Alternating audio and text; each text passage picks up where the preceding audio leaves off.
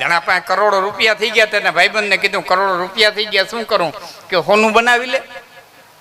બધા પૈસાનું હોનું બનાવ્યું, જમીનમાં દાટ્યું, માં છીપટ ઢાંકી, રાતે ઉઠે, નીંદર ઉડે અને એમાં છીપર ઉચકાવે, હાથ નાખી લગડી ગણી બરોબર છે, સુઈ જાય.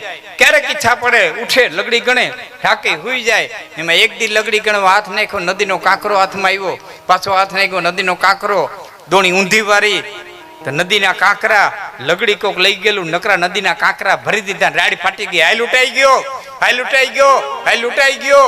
નોકર દોડીને આવ્યો, શેઠ શું બન્યું કે આમાંથી લગડી કોક લઈ ગયું, નકરા નદીના કાંકરા ભરી દીધા. નોકર કે તારે તો ગણવાથી જ કામ હતું ને, તારે ગણીને હોવાથી કામ હતું ને, તો આગળ કે આગળ તને શું ફેર પડે, જેને વાપરવા એને ફેર પડે, તને શું પડે. મિત્રો અમુક તો એટલી હદે લોભિયા હોય કે ના ફળિયામાં ચોખા પડ્યા હોય તો ચકલા નેવે બેઠા બેઠા વાતું કરતા હોય, મરી ગયા પકડવા હાટું થઈને નહીં નાખ્યા હોય ને. ચકલા એઠા ન ઉતરે, ચકલાઓને વિશ્વાસ ન હોય કે આના ફળિયામાં ચોખા હોય. ગામડા ગામની બાયું ખરખરે ગીત્યું, દિલીબાઈને ઊભી રહી, લાજુના ઘૂમકા ટાણી અને ખૂબ કૂટ્યું કૂટી ધરાણ્યું. પછી એક બાઈએ બીજી બાઈને કીધું આપણે બદલાવ ક્યું છે, ઘરધણિયાની એકની એક, કોક એને છાની રાખો, એને છાની રાખો. લાડના ઘૂમટા ઉચકાવીને ઘરમાં ગયો, ઘરધણિયાની બેઠી બેઠી બદર દેતી હતી. એટલે આ બાયું કે મેં કૂટીને મરી ગયું, તારો ધણી જેવો ધણી વી ગયો, તને રોવાનું નથી આવતું કે બેન હયા ફાટતો મારે રોવું છે, પણ મરી ગયા હું નામ લઈને રોવું, કઈ કરીને ગયો હોય તો રોવું ને.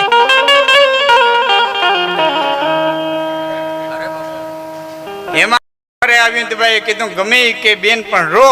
પછી એને મોઢાનો છેડો લઈ અને એટલું કીધું કે દીઠો નહોતો દાયરો, નહોતી કવિએ કીધી જાણ, તો જમપુરીમાં જાણ. પછી કેનીએ કીધી કંથડા, એ ધણી તે કોઈ દી દાયરો જોયો નહીં, તો કોઈ દી સંતવાણીમાં ગયો નહીં, તારે ઘરે કોઈ દી કોઈ મહેમાન આવ્યું નહીં, તે કોઈ દી કોઈને હાથ હેઠા કરાવ્યા નહીં, તે કોઈની તાની રકેબી પાઈ નહીં, તારું ફળિયું કોઈ કૂતરાએ જોયું નહીં, તો જમને કેમ ખબર પડી તું અહીંયા રહેશ.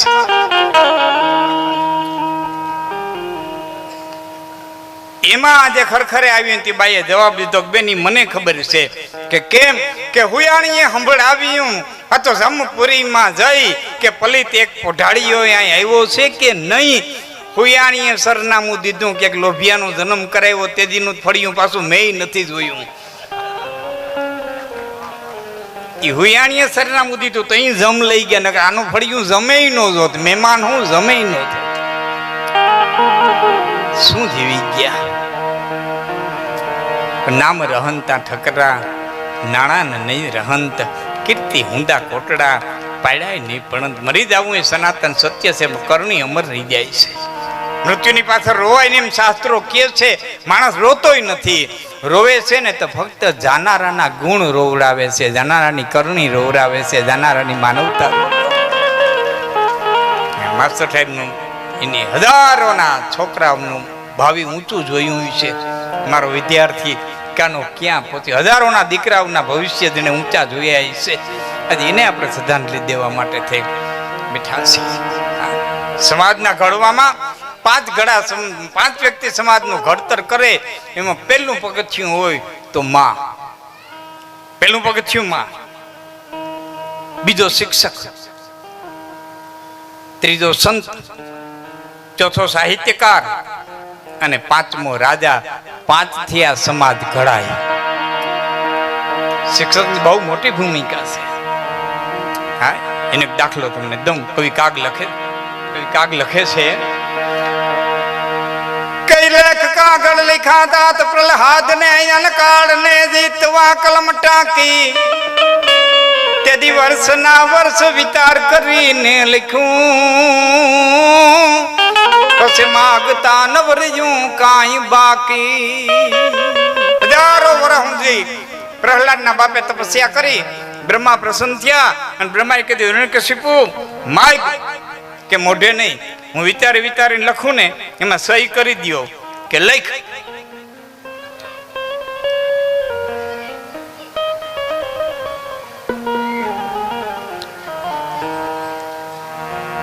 કઈ કઈ વાંધો નહીં, શાંતિ જીવડું હતું ને કઈ વાંધો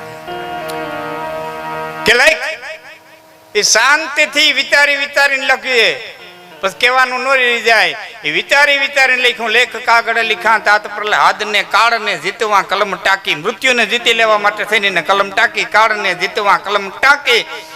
એ વર્ષોના વર્ષો વિચાર કરીને લખ્યું. બ્રહ્માંડ કેવું ભરાઈ દઉં, વિચાર કરીને લખું તાહું હલતા નહીં. અને કેટલો વિચાર કરીને લખ્યું. પછી હું લખ્યું કે લોઢે ન મરું, લાકડે ન મરું, દીએ ન મરું, રાતે ન મરું, ઘરમાં ન મરું, બહાર ન મરું, માણાથી ન મરું, પશુથી ન મરું, જમીન પર ન મરું, નભમાં ન મરું, લીલે ન મરું કે સુકે ન મરું. બ્રહ્માંડ કે કરો સહી. બ્રહ્માએ સહી કરી અને બ્રહ્માનો સહી વાળો લેખ લઈ અને રાજ્યમાં આવ્યો. પહેલું કામ એને કોઈ એકનું કર્યું હોય ને તેને શિક્ષણ મંત્રીને બોલાવવાનું કર્યું. શિક્ષણના હેડને બોલાવવાનું કીધું અને કીધું પાઠ ફેરવી નાખો, શિક્ષણ આખું ફેરવી નાખો. કારણ કે જે સમાજનું શિક્ષણ ફરી જાય ને એની આખી સંસ્કૃતિ ફરી જાય. મેકોલો નામના અંગ્રેજે અહીં આવીને એ જ કર્યું. મેકોલો નામના અંગ્રેજે આ દેશ ભિખારીનો દેશ છે ને આ દેશ ગરીબ દેશ છે, આ બધા ધંધા છે ને એ મોકલવાના છે. કોન્વેન્ટો શરૂ કરી, ગુરુકુળો બંધ કરાવ્યા. ક્યારેક સમય આવશે તો આગળ ઉપર વાત કરી, પણ મારા મૂળ પ્રસંગ પહેલું કામ એને કર્યું. એના શિક્ષણ મંત્રીને બોલાવીને કીધું કે અભ્યાસક્રમ ફેરવી નાખો અને અભ્યાસક્રમની માલિકો એટલું દાખલ કરી દો. અને શિક્ષકો મીંડા ભણાવવા કે રાજા ને ભાડે, રાજા ખવડાવે, રાજા પીવડાવે, રાજા તમારો રક્ષણ કરે.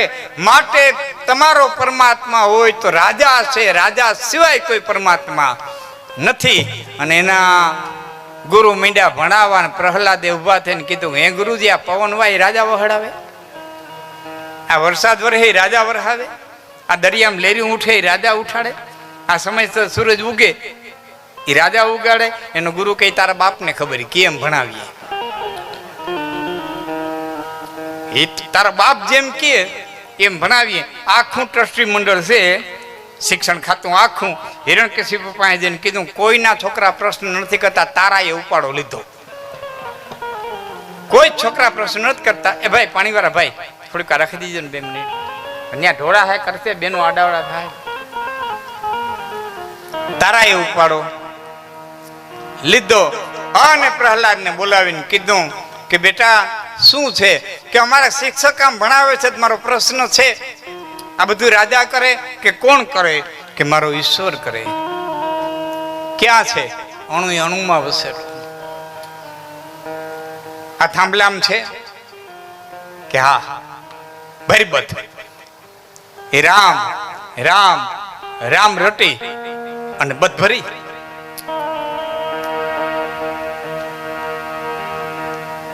ચારની ભાષામાં કહું, ભગત બાપુના શબ્દમાં ગડહદ ગડ ગડડ ગડડ હળદ ભરડ તમ થડડ થડડ. એ થાંભલો ફાટ્યો ને માલિકોથી ખાવ કરતો નીકળો. એ ઉંદરડાને મારતા પેલા જગલ બિલાડો ઘડીક વાર રમતે ચડાવે, એમ ઘડીક વાર રમતે ચડાવી હિરણ્યકશિપુને પછી લંબો હાથ કર પકડ લ્યો. લાંબો હાથ કરી પકડી ખોડામાં હુડાવી અને જીવાનીની શરૂઆત કરી કે આકાશમાં નજર નાખ, દિવસ છે કે રાત?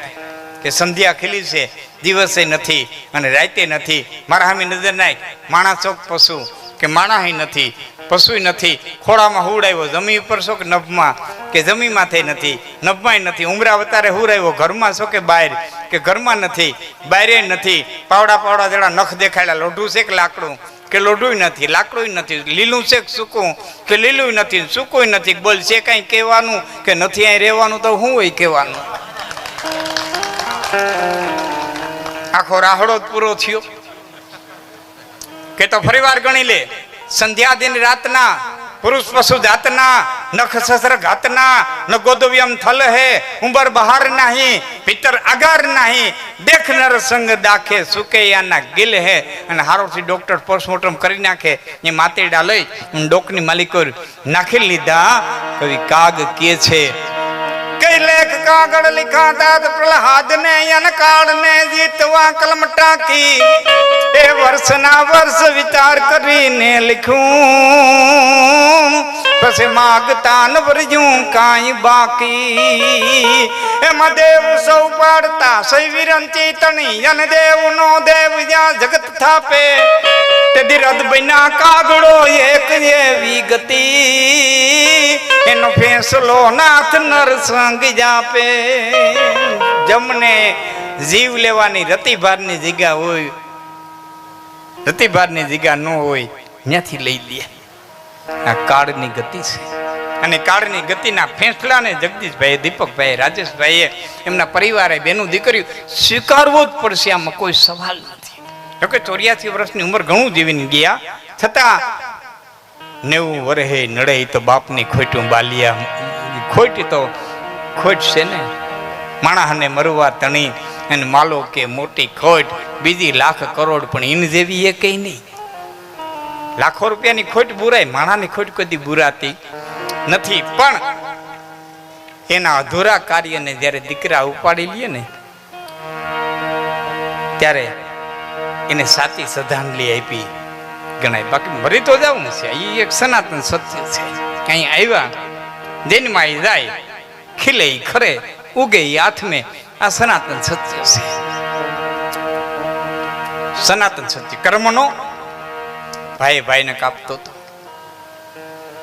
મિત્ર મિત્રને કાપતો હતો, સંબંધી સંબંધીને કાપતો હતો, મામો ભાણેજને કાપતો હતો, કાકો ભત્રીજાને કાપતો હતો. અને બળભદ્રે કીધું, કૃષ્ણ શું કરે?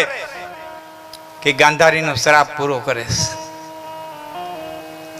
ગાંધારીનો શ્રાપ પૂરો કરે. કૃષ્ણને વાર એ નહીં વરે. કે કેમ? કે દ્વારિકામાં હતા તેથી મેં રાડું નાખી નાખીને કીધું તો કે આ દુઓ આ ભૂતળાને પેટમાં નાખોમાં, હાથીના પેટમાં બોલે. આ ભૂતળાને પેટમાં નાખોમાં, હાથીના પેટમાં બોલે. એ રોકશે નહીં. તમે શું કરવા જોવો? હે બળભદ્ર, અહીં 3 નદી આવી, આમથી હિરણ આવી, આમથી કપિલા આવી, આમથી સરસ્વતી આવી. ક્યારેક આવજો, ક્યારેક સૌરાષ્ટ્રમાં આવજો, અમારો ત્રિવેણી સંગમ જોઈજો.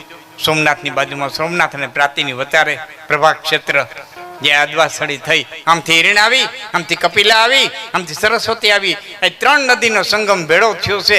હે બળભદ્ર, તમે એમાં વયા જાઓ, તમે શું કરવા જોવો છો? બળભદ્રે કીધું, તું નથી જોતો? તું નથી જોતો? કૃષ્ણ કહે, મારે કોકની રાહ છે, મારે કોકની વાટ છે. અને શેષનાગનું સ્વરૂપ ધારણ કરી અને બળભદ્ર ત્રિવેણી સંગમમાં ગયા, અને પોતે પગમાં તે પગ ચડાવી અને બેઠો, અને એમાં સનાનંદ કરતો તીર છૂટ્યું. પગનું તળિયું વિંધાણું, હાથની હથેળી વિંધાણી, માથાનું કપાળ વિંધાણું, અને પીપરાના થડમાં બાણ ગયું. જરા નામના પારાધીને એમ થયું કે મરેગલું નથી આવ્યું, કોક માણા આવી ગયું છે. દોડીને ગયો, ભગવાન કૃષ્ણને દેખા, હામો હાથ જોડીને બેહી ગયો કે હે અખિલ બ્રહ્માંડના માલિક, મને માફ કર. અને તે કૃષ્ણે એટલું જ કીધું, આવી ગયો ભાઈ, આવી ગયો ને. બળભદ્રને કહેતો તો મારે કોકની રાહ છે, આવી ગયો ને ભાઈ, પ્રભુ મને માફ કર. ભાઈ આમાં માફની કોઈ વાત નથી. કે કેમ? કે રામા અવતારના વખતમાં જેદી મેં વાલીને માર્યો ને, તેદીનું ચક્કર માથે ફરતું તો આજ બદલા પૂરા થયા, હવે તું છૂટો અને હું છું.